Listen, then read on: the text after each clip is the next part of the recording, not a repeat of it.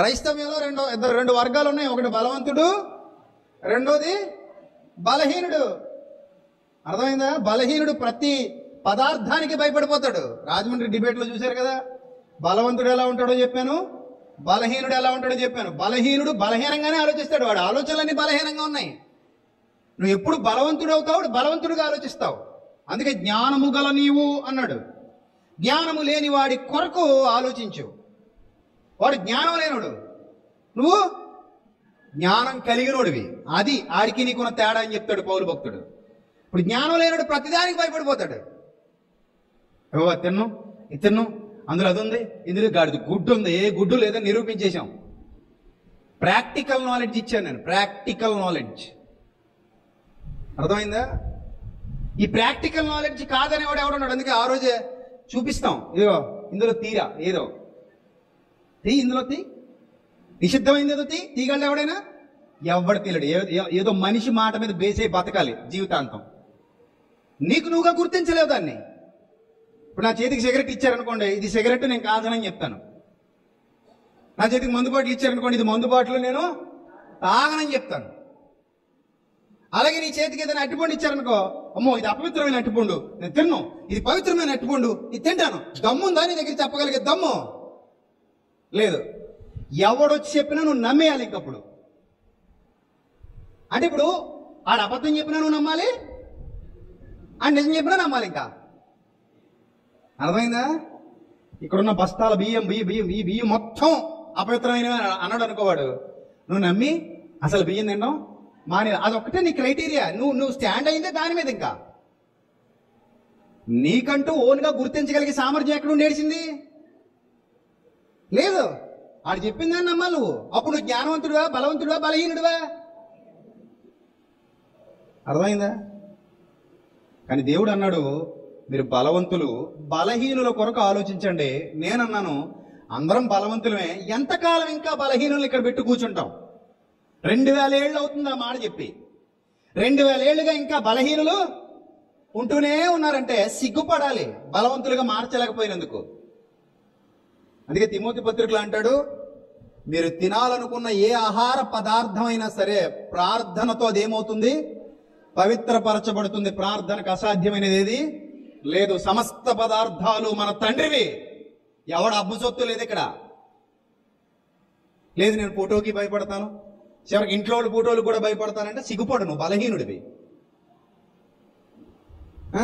బొమ్మలకు భయపడతాను, ఫోటోలకు భయపడతాను, వాటికి భయపడతాను, ఇటు భయపడు, నువ్వు బలహీనుడు. భయపడు. బలవంతుడు భయపడ్డా. బలవంతుడు ఎలా ఉంటాడు?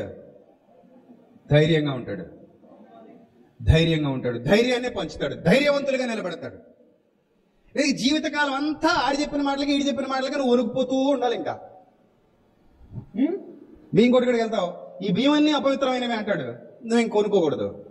హోటల్కి వెళ్తావు, ఇవన్నీ అపవిత్రమైనవి అంటాడు, నువ్వు తినకూడదు. ఎందుకంటే నీ క్రైటీరియా అది, నీ బేస్మెంటే అది. ఆడి మాట మీద నీ బతుకు ఆధారపడిందో నువ్వు ఒప్పుకుంటున్నావు. అప్పుడు వాడు నిన్ను ఆట ఆడించేస్తాడు. అవునా కదా? ఇంకా అంతకు మించి నీ దగ్గర ఉన్న శక్తి ఉంది తప్పని. లేదు లేదు ఇది అపవిత్రమైంది కాదు, నాకు తెలిసిపోయింది, నా దగ్గర సెన్సార్ ఉంది, నేను స్కాన్ చేసేయగలను అని చెప్పగలవా? స్కానర్ ఉంది నా దగ్గర అని చెప్పగలవా? నీకు ఏ స్కానర్ లేదు. అందుకే లోతైన సత్యాన్ని లోతుగానే ఆలోచించాలి. బలవంతుడు బలవంతుడే, బలహీనుడు బలహీనుడే. బలవంతుడు రూలు వేరు, బలహీనుడి రూలు వేరు. ఈ సత్యం అర్థమైన వాడు ధన్యుడు. లేదు లేదు లేదంటావా? మరి నువ్వు రావాలి, బయటికి వచ్చి చూపించాలి. ఇది అపవిత్రమైనది, ఇది అపవిత్రమైనది, అది పవిత్రమైనది, ఇది పవిత్రమైనది అని నువ్వు చూడగానే ఏం చేయాలి? చెప్పేయాలి. నీ వల్ల అవదు, ఈ జన్మకు అవదు, ఇంకో జన్మ నీకు లేదన్న సంగతి నీకు తెలుసు. అర్థమైందా? సో కాబట్టి మనం అవివేకులుగా ఉండకూడదు. ఎలా ఉండాలమ్మా? దినదినం గడిచే కొలది వివేకులు అవ్వాలి. బైబిల్ గ్రంథం అదే బోధించింది. ఒకప్పుడు పేతురు గారికి దర్శనం రాక మునుపు అపవిత్రమైన ఆహార పదార్థాలు తినకూడదని ఇశ్రాయేలీలు అందరూ నేర్చుకున్నారు. అప్పటికి అది రూల్. అది ఆ వచనాలు పట్టుకుని ఆటాడించేసేవారు, అందరినీ భయపెట్టేసేవారు అనమాట. మన ఇశ్రాయేలీలు మనం అది తినకూడదు, ఇది తినకూడదు, అది తినకూడదు, ఇది తినకూడదు అని. ఎప్పుడైతే పేతురు గారికి దర్శనం వచ్చేసిందో ప్రభు అన్నాడు, అన్ని తినే అన్నాడు దర్శనంలో. ప్రభు నిషిద్ధమైనవి నేను ఎప్పుడు తినలేదు ప్రభు అన్నాడు పేతురు. అంటే ఆ భావజాలంలో నుంచే వచ్చాడు కాబట్టి. కానీ ప్రభు అన్నాడు, దేవుడు పవిత్రము చేసిన వాటిని నీవు అపవిత్రమని చెప్పడానికి వీలు లేదు, నువ్వు తినే పేతురు అన్నాడు. ఇప్పుడు అప్పటి వరకు బలహీనుడు పేతురు, ఇప్పుడు పేతురుని దేవుడు ఏం చేస్తున్నాడు?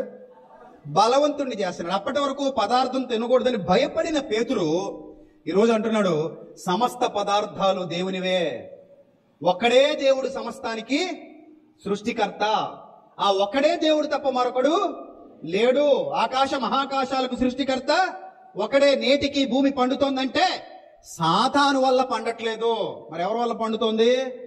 దేవుని వల్ల పండుతుంది. ప్రతి గింజ మీద నా తండ్రి ముద్ర ఉంది, దాన్ని ఎవడో కాపీ చేయలేడు. చివరికి ఇంకో క్వశ్చన్ కూడా అడిగాను నేను మిమ్మల్ని, మీకు కూడా చెప్పాను. సాతాను చేత అపవిత్రపరచబడిన మనల్నే దేవుడు ఏం చేశాడు? పవిత్రపరిచి పడేశాడు. ఒకప్పుడు సాతాను ఉండేవాడు మనలో, అలాంటి మనల్నే తన ఆత్మ వల్ల ఏం చేశాడు? పవిత్రపరిచాడు. ఆహార పదార్థాలని పవిత్రపరచలేడా? అందుకే ఏమన్నాడు? మీరు తినేటప్పుడు ఏది తిన్నా కూడా ఏం చేసుకు తినమంటున్నాడు? ప్రార్థన చేసుకు తినమని ఉందా బైబిల్లో లేదా? తిమోతి పత్రిక 4వ అధ్యాయం 4వ వచనం. తిమోతి పత్రిక 4వ అధ్యాయం 4వ వచనం. దేవుడు సృజించిన ప్రతి వస్తువు మంచిది. ఆహార వస్తువు అయితే, ఆహార వస్తువుల గురించి మాట్లాడుతున్నాడు ఇక్కడ. మళ్ళీ గన్నేరు పప్పు మంచిదా, పెడతకింద పప్పు మంచిదా అని అనుకో. ఇక్కడ మాట్లాడుతుంది ఏ వస్తువుల గురించి? దేవుడు సృజించిన ప్రతి వస్తువు మంచిది, కృతజ్ఞతాస్తుతులు చెల్లించి పుచ్చుకొనిన ఎడల ఏదియు నిషేధింపదగినది కాదు, ఏలయనగా అది దేవుని వాక్యం వలన ప్రార్థన వలన ఏమవుతోంది? పవిత్రపరచబడుతుంది. ఇది జ్ఞానవంతుడి లక్షణం, వివేకవంతుడి లక్షణం. అర్థమైందా? సో జ్ఞానం వివేకం కలిగిన వాడు బలవంతుడు, జ్ఞానం లేనివాడు ఎప్పటికీ ఈ జీవితానికి బలహీనుడు అంతే వాడు. ఎన్ని నాటకాలు ఉంటాయంటే కొంతమంది హృదయాల్లో. తెలియకుండా అయితే పర్లేదు బ్రదర్, తెలిస్తే నష్టం వచ్చేసింది బ్రదర్. ఇప్పుడు విషం తెలిస్తే తాగితే ఏంటి, తెలియకుండా తాగితే ఏంటి? దౌర్భాగ్యుడా.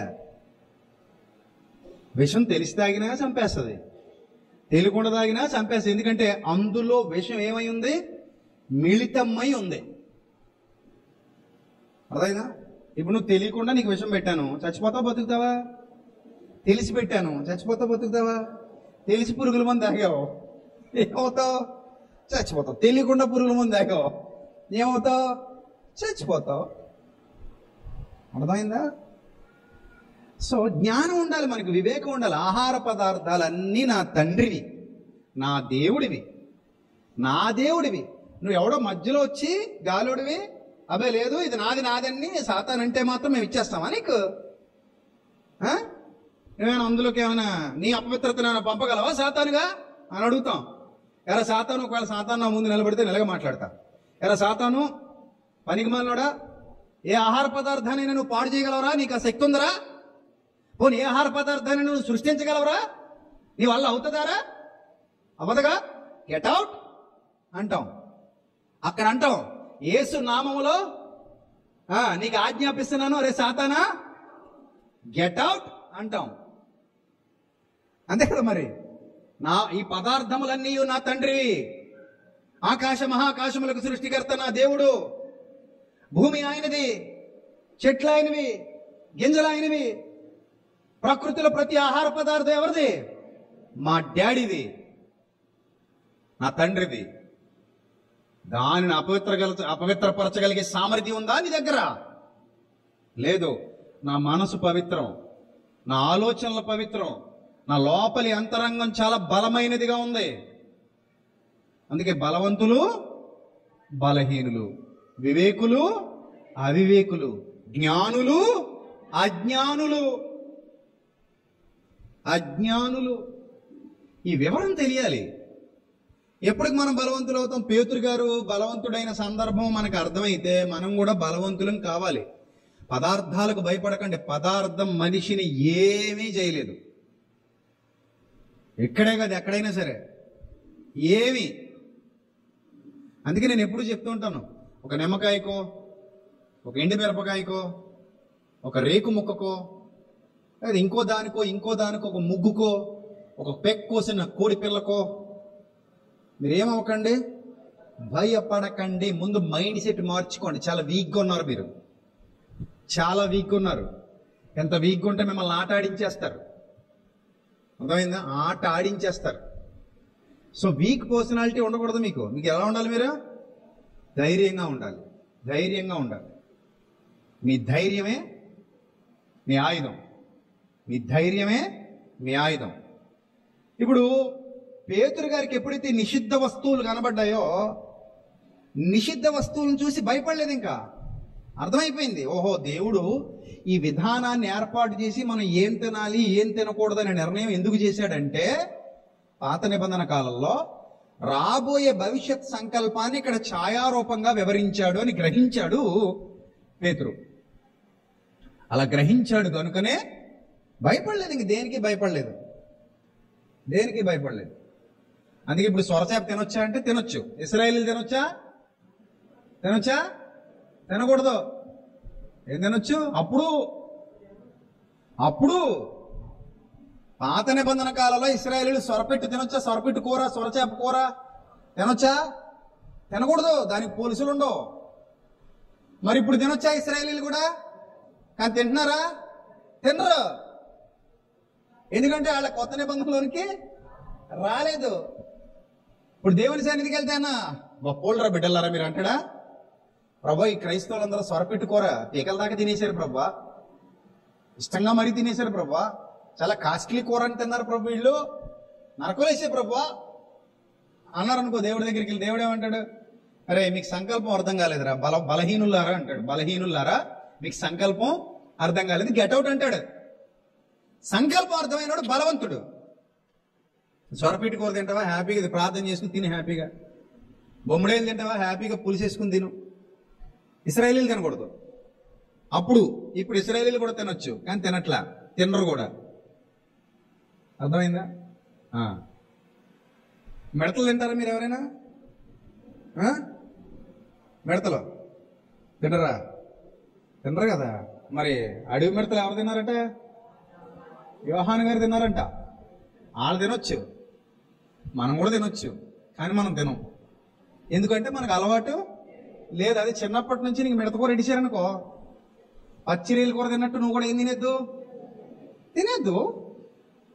అంతే కదా. మరి ఇప్పుడు పచ్చిరీల కూర ఎవడని తినకుండా పెడితే కంచాలు ఖాళీ అయిపోవు కదా.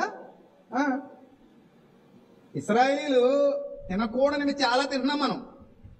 లేవీ కాండంలో ఏవైతే తినొద్దు అన్నాడో ఆ తినొద్దన్న లిస్టులో చాలా తింటున్నారు. ఇప్పుడు వాళ్ళ పందిని తినరు. పంది మాంసం తినేవాళ్ళు చాలా మంది ఉన్నారు. వాళ్ళు అడవి పందులు కూడా తినరు. కానీ ఇక్కడ అడవి పంది మాంసాన్ని ఆబగా తినేసేవాళ్ళు బోలెడంత మంది ఉన్నారు. అడవి పంది దొరకడమే అదృష్టం అనుకుంటారు కొంతమంది క్రైస్తవులు. అడవి పంది మాంసం కోసం ఎగబడిపోతారు అన్నారు. అలాంటి అడవి పందులు మాంసం తినేవాళ్ళు మాంసం తినేవాళ్ళు ఉన్నారు. సరే, ఆపితే అంతా అర్థం మారిపోతుందో. కొన్ని కంటిన్యూ చేసేయాలి, మధ్యలో ఆపకూడదు. మధ్యలో ఆపామనుకోండి అర్థాలు ఏమైపోతాయి, మారిపోతాయి.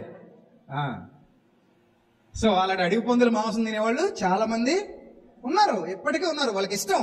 కానీ ఇశ్రాయేలీలు అడవి పంది మాంసం తినకూడదు. కానీ ఇప్పుడు వాళ్ళు కానీ చూశారనుకోండి, మనల్ని ఏమంటారు తెలుసా?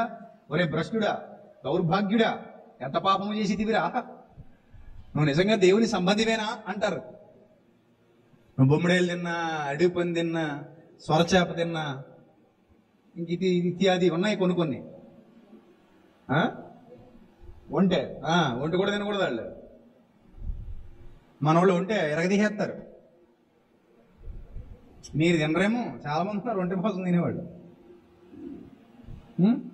సో అలాగా బలవంతుడు బలహీనుడు ఇద్దరు ఒకళ్ళొకళ్ళు చూసుకున్నప్పుడు బలవంతుడికి బలహీనుడు తప్పు చేస్తున్నాడు కనబడతాడు. కానీ వీడు బలవంతుడు అన్న సంగతి, వీడు బలహీనుడు అన్న సంగతి అర్థం కాకది.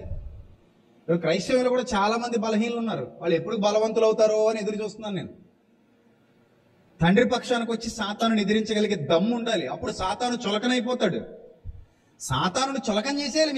మీ పాదాల కింద ఏం చేయాలట? వాడిని చితక దొక్కించాలంటే ప్రతి దుష్టత్వాన్ని చితక దొక్కాలి, ప్రతి మూఢత్వాన్ని చితక దొక్కాలి, ప్రతి అజ్ఞానాన్ని చితక దొక్కాలి, ప్రతి మూఢ నమ్మకాన్ని ఏం చేయాలి? చితక దొక్కాలి. నేను మొన్ననే ఒక వీడియోలో చెప్పాను, చాలా మంది నిజంగా వీడియో చూసి హైందవ సోదరులు కూడా పాజిటివ్గా రియాక్ట్ అయితే నాకు ఆశ్చర్యం వేస్తుంది. నేను చెప్పాను, విగ్రహాలను ద్వేషించకండి, విగ్రహం వట్టిది, అందులో ఏమీ ఉండదు, అది వట్టిదది. అది యేసుప్రభు విగ్రహమైనా మరియమ్మ విగ్రహమైనా వట్టిదది, అందులో ఏం ఉండదు. నీకు నచ్చలేదా? ఏ కాలంలోనో కలిపి లేకపోతే ఎవరికైనా ఇచ్చి, అదే అంత విలువైంది ఏమి కాదు. అది ఏం మామూలు సాదాసీదా వస్తువు. అది కళ్ళుంటాయి ఆ బొమ్మకి కానీ చూడదు, నోరుంటది కానీ మాట్లాడదు, చెవులుంటాయి అది వినదు, ఎందుకంటే మనం తయారు చేసుకున్నాం. అది యేసుప్రభు బొమ్మ అయినా మరియమ్మ బొమ్మ అయినా మరే బొమ్మ అయినా నువ్వే చేసావు దాన్ని.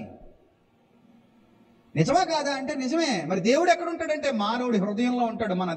మన దేహమే దేవాలయం, మన మనసే దేవుని మందిరం. మన మందిరంలో ఈ మన దేహం ద్వారా ఇతరులకు మంచి చేయి, దేవుడు నీలో ఉన్నాడు.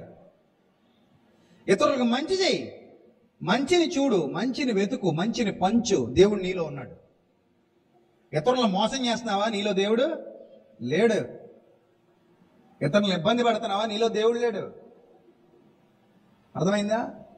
సో కాబట్టి ఎంతకాలం పదార్థాలకు భయపడతామంటే, వివేకం ఉన్నవాడు పదార్థాలకు భయపడ్డు, వివేకం లేనోడు పదార్థాలకు ఏం చేస్తాడు? భయపడతాడు. మీరు బలవంతులు కావాలి.